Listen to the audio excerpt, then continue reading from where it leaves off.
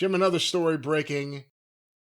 And a lot of people sent this in. It's not really a story, but enough people sent in something to the email, CornyDriveThru@gmail.com, or retweeted or sent it to us via Twitter or whatever else.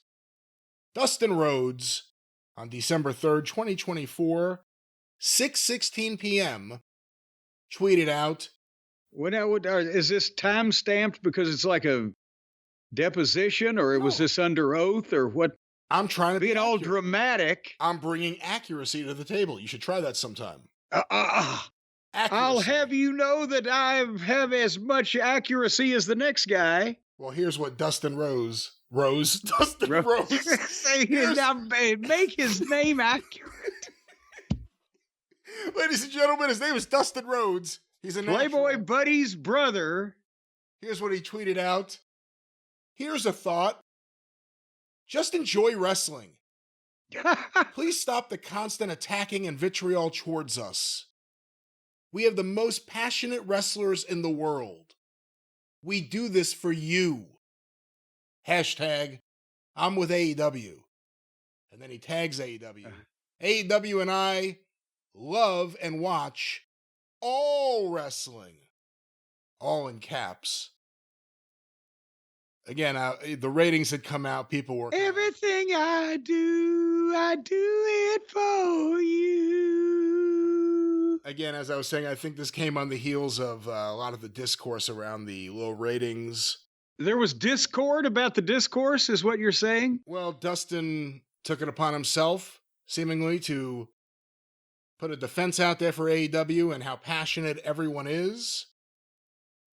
Any thoughts on this, on the context of it, and just the idea to do this? Well, the concept gets 100 and the execution gets a 10, and the context is the problem, if that makes any sense. Because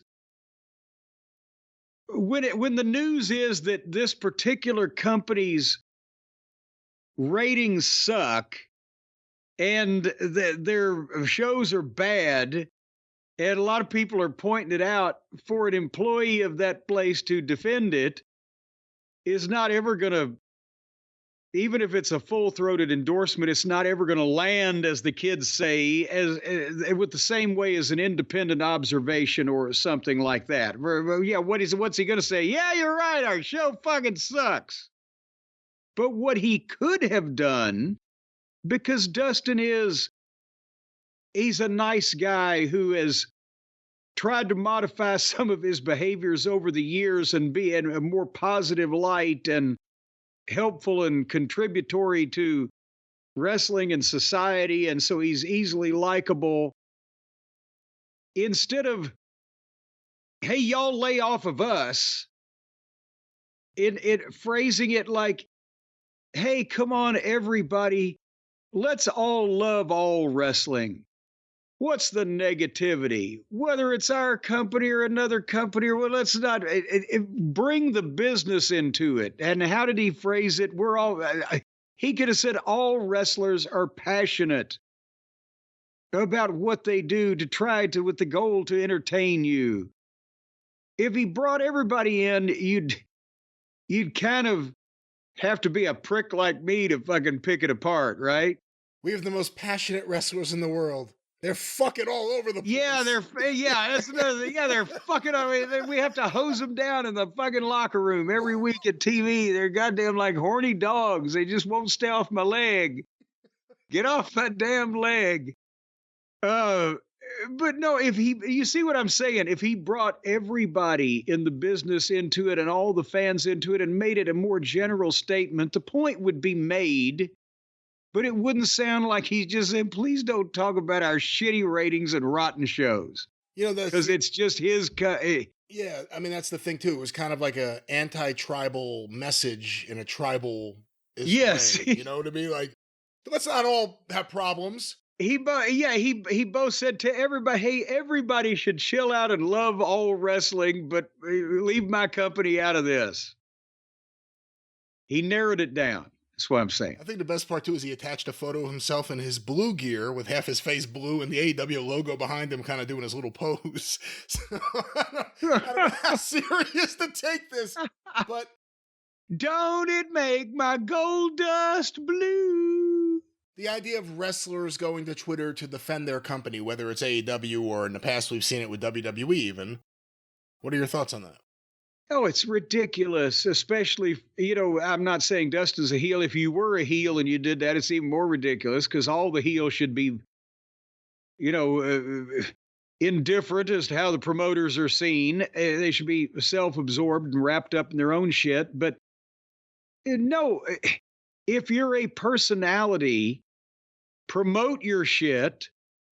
Promote the company, but you don't defend it on Twitter, because then to defend it, you're bringing up on your Twitter to people who may not know, because I know this is hard for some people to believe, but a wrestler on TV may have a fan on Twitter that doesn't read the internet and know all the backstage scoops. They just like the guy's theme music or whatever the fuck.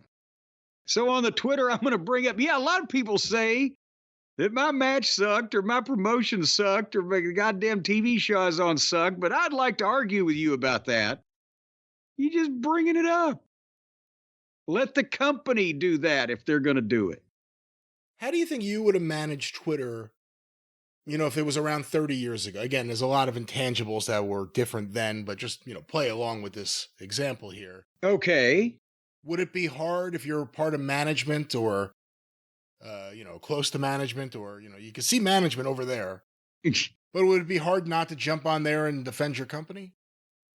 No, because 30 or 40 years ago, they wouldn't have been griping about the company. They would have been the equivalent of fan communication 40 years ago was the fan mail that I reprinted in the Midnight Express scrapbook. And I could have taken a picture of the letter written in crayon from a 14-year-old girl in Sumter, South Carolina, who was going to wait until she was 18 years old and then find me and kill me for what I'd done to Ricky and Robert. I could have tweeted the picture of it, and I could have insulted her and her family and the Sumter County school system because of all the words that she misspelled, and made even more fun of the fans to get them to want to fucking murder me even more. So yeah, that would have been fun.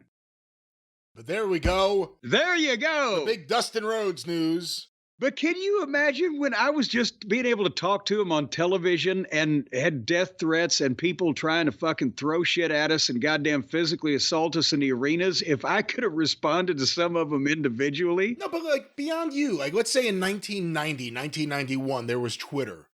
And we're talking about the same management at WCW who loved running to the sheets.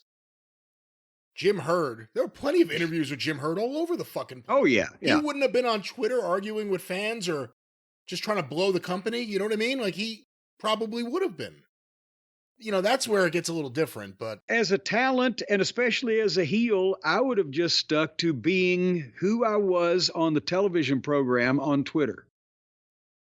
And if all of the talent did that, they could have used it just as they did the radio shows and the personal appearances and the fucking guest spots on other TV shows and all the shit that they did then. If we're assuming that today's communication exists, but in that time period, that's what the communication would have been like. But it would have been easier to get candid photography of the girls at ringside back in those days. Until the first guy got hacked, and then it would change the game again. Well, but whether you were the hacker or the hackee. Oh, please. I know a few guys that would leave their phone in a bar. It wouldn't be password protected. That's all it would take.